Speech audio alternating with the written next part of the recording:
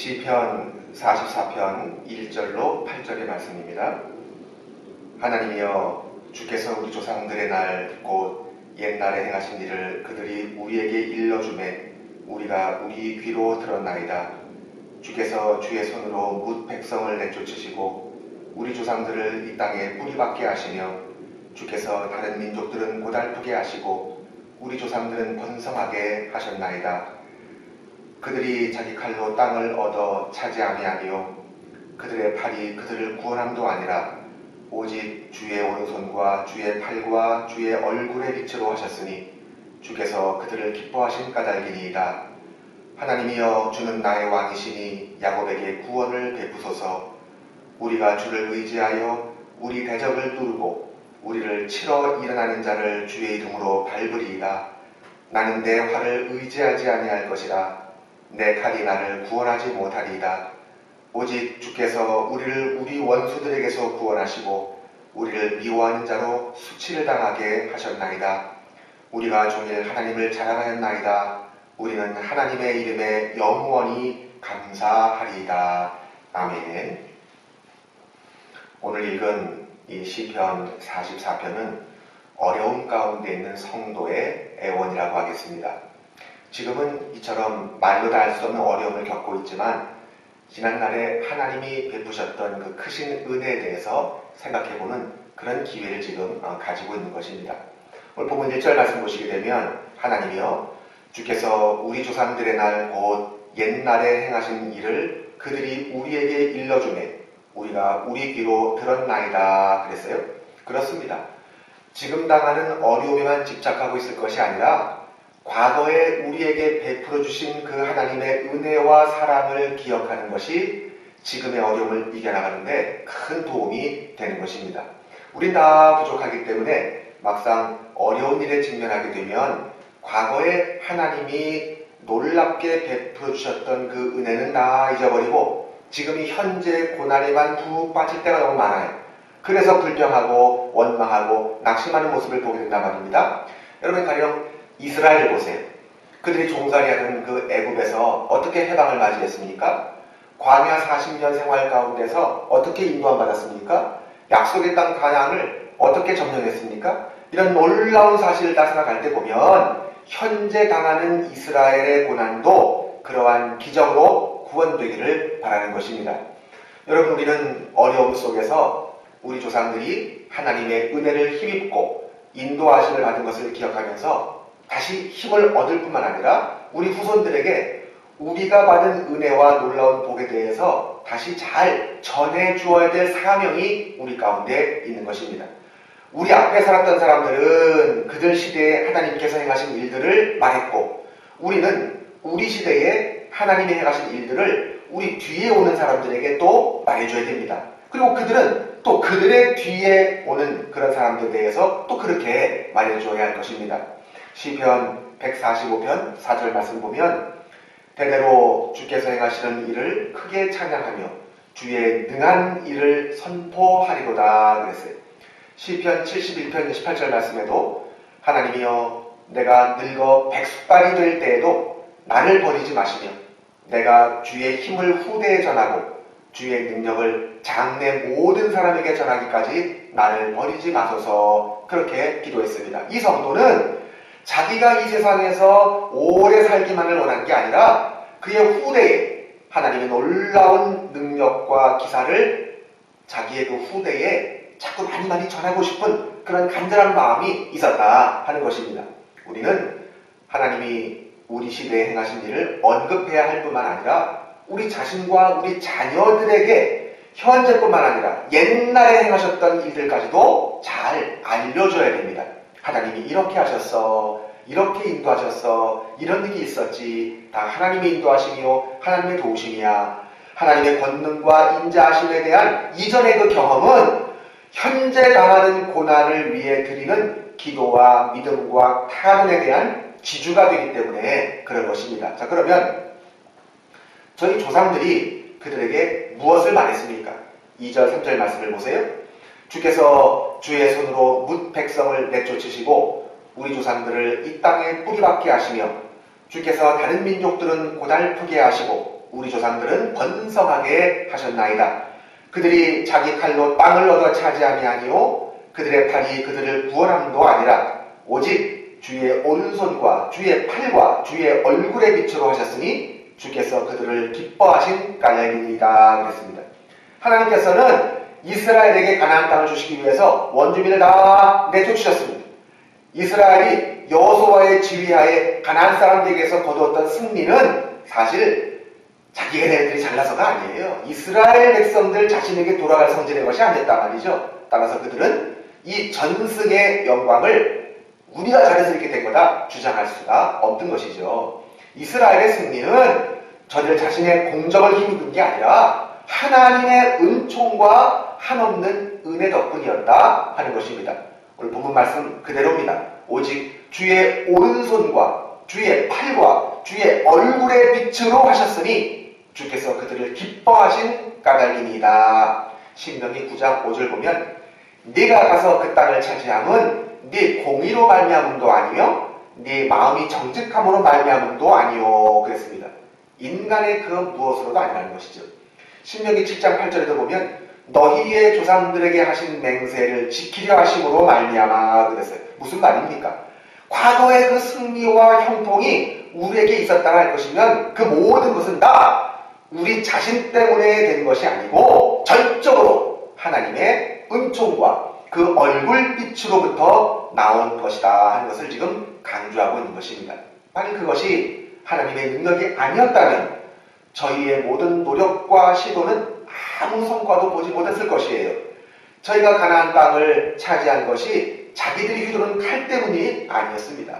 그것은 바로 하나님의 오른손과 칼 때문이었다는 것입니다. 하나님이 이스라엘을 대신해서 싸워주신 것입니다. 그러지 않았다면 이스라엘은 허사로 돌아가고 말았을 것이죠. 그들이 용감하게 싸우게 되고 승리하게 된 것도 모두 하나님 때문이었다는 것입니다. 농부가 용이 주도하게 식물을 잘 심는 것처럼 이스라엘을 그 좋은 땅에 심으신 분도 하나님이셨고 자라나게 하신 분도 하나님이셨다 하는 것입니다. 주님의 교회가 이 땅에 심기게 된 것도 마찬가지입니다. 이교도들의 신앙은 가나안 사람들처럼 다 쫓겨나게 되고 어떤 인간의 힘이나 창작에 의해서가 아니라 사도 바울이 증거하신 대로 하나님께서는 세상에 연약한 것이나 미련한 것으로, 다시 말하면 하나님의 지혜와 능력에 의해서 약한 세력이 다 말살돼버리고 말았다 하는 것입니다. 이러한 사실은 기독교를 핍박하는 멍에 안에서 신음하는 사람들에게 아주 큰 힘과 위로가 되지요. 반드시 악의 세력, 가나안 사람들은 쫓겨나고 주님의 권능이 역사할 때가 오고야 말 것입니다. 주님 자신의 권세와 인자하심으로 당신을 위해서, 자신을 위해서 이 세상에 당신의 그 교회를 심으신 주님은 같은 권세와 인자하심으로 반드시 당신의 교회를 지탱하실 것입니다. 지난 1984년도가 우리나라에 복음이 들어온 지 100년이 되는 그런 해였잖아요. 그리고 지금 2020년까지 그동안 한국교회는 얼마나 여러 번 어려움을 겪었는지 모릅니다. 정말 거의 없어질 것 같은 그런 위기에 직면한 적도 많습니다. 그러나 그 어려움이 지나고 그 어려움이 해소되고 나면 교회는 오히려 더 부흥되고 더 왕성하고 됐습니다. 지금 우리 남한에 얼마나 많은 교회가 있는지 모릅니다. 감사한 일이요, 큰 은혜요, 복인 줄로 압니다. 여러분, 지금 한국교회는 세계 교회의 관심과 주목의 대상입니다. 앞으로 한국교회가 어떻게 될 것인가? 세계 복음화를 위해서 뭘 할 것인가? 굉장한 기대를 걸고 지금 우리 한국교회를 전 세계 각국 교회들이 바라보고 있습니다. 이제 하나님께서 이 조그마한 나라 대한민국, 약해 보이는 민족, 개신교 역사가 그저 100년 좀 넘은 이 어린 한국교회를 들어서 세계 복음화를 위해 제사장의 나라로 세워주실 것을 믿습니다. 그런 의미에서 우리의 사명이 참으로 크다고 할 수 있습니다. 그러므로 우리는 꼭 반드시 언제나 무조건 하나님 편이 되어야 됩니다. 음부의 권세가 교회를 이기지 못합니다. 하나님은 열방을 쫓아내셨습니다. 3절 읽습니다. 그들이 자기 칼로 땅을 얻어 차지함이 아니요 그들의 팔이 그들을 구원함도 아니라 오직 주의 오른손과 주의 팔과 주의 얼굴의 빛으로 하셨으니 주께서 그들을 기뻐하신 까닭이니이다. 이와 같은 하나님의 은혜는 이스라엘이 외로워서 그런 게 아닙니다.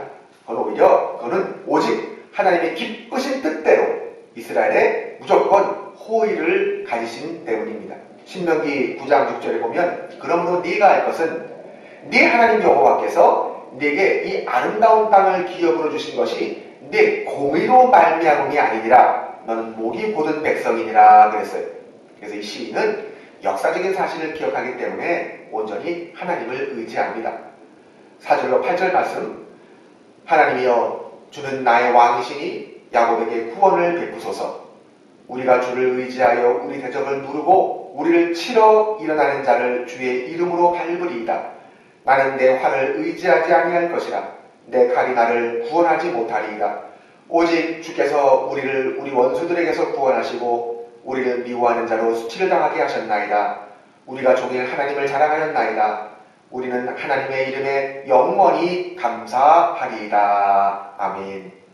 여러분, 기드온의 300명 군사가 어떻게 그 해변의 모래와 같이 수많은 미디안 연합 군사를 물리칠 수 있었습니까? 어린 소년 다윗이 어떻게 그 거인 골리앗을 죽일 수 있었습니까? 간단합니다. 주님을 의지했기 때문에 승리한 것입니다. 사실 사람들은 자기가 가진 것을 의지하려고 하는 경향이 크거든요. 군인은 자기가 가지고 있는 무기를 의지하려고 듭니다. 학자는 자기의 해박한 지식을 의지하려고 듭니다. 기술자는 자기의 기술을 의지하려고 듭니다. 부자는 자기의 많은 재산을 의지하려고 합니다. 권력자는 자기의 세력을 의지하려고 합니다. 그렇잖아요. 그런데 성경은 어찌하여 사람의 가진 것을 의지하지 말아야 된다고 말씀하고 있습니까? 왜냐하면 그것은 하나님의 구원하심을 믿기 때문입니다. 하나님의 힘을 믿는 사람은 자신의 힘을 의지하지 않습니다.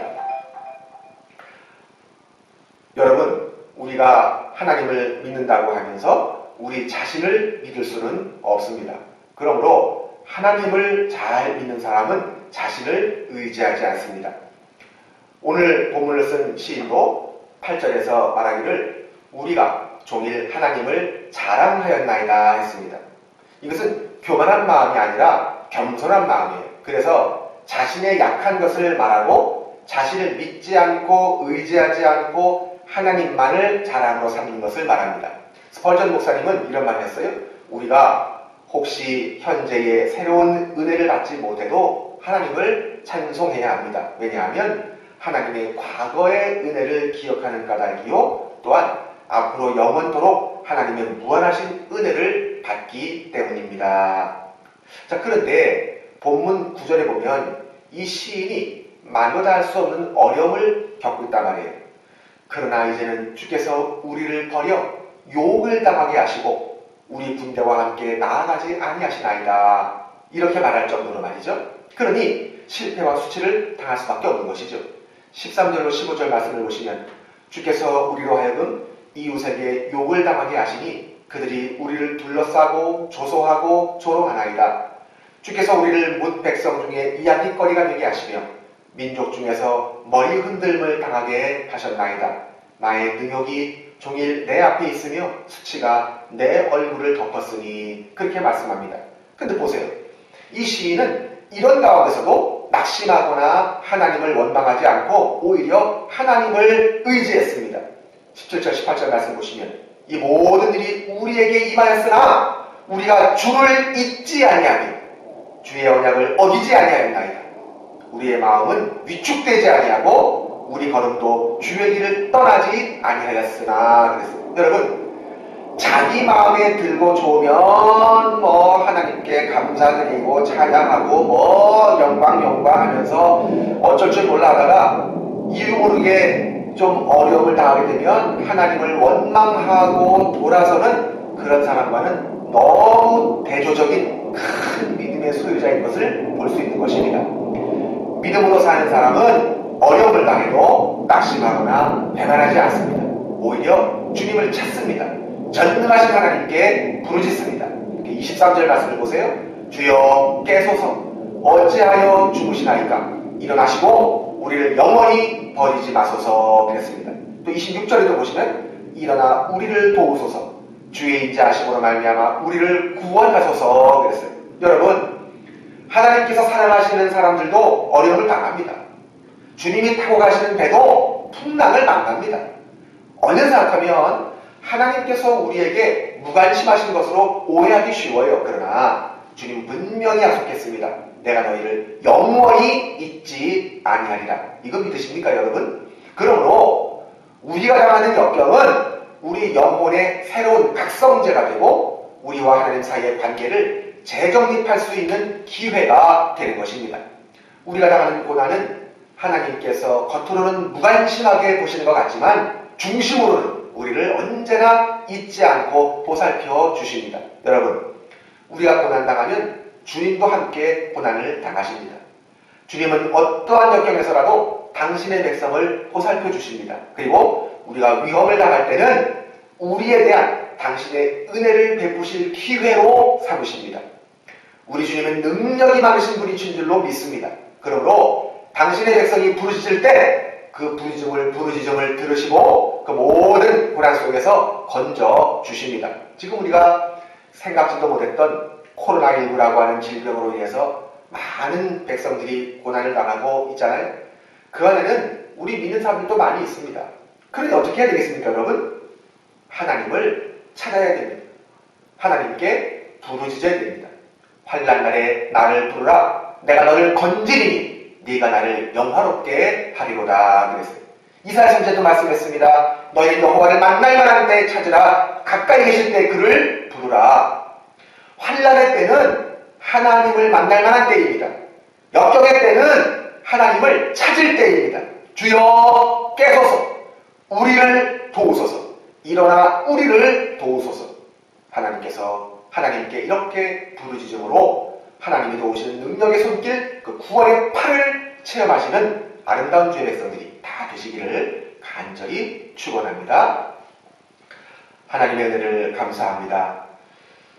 세상이 하도 어수선하여 이렇게 수요기도회를 대신하여 그동안 우리가 수요기도회 때 함께 공부했던 시편의 말씀을 이렇게 녹화라도 해서 계속 이어나가기를 바라는 그러한 가운데 있어서 이 녹화를 이렇게 하게 되었습니다.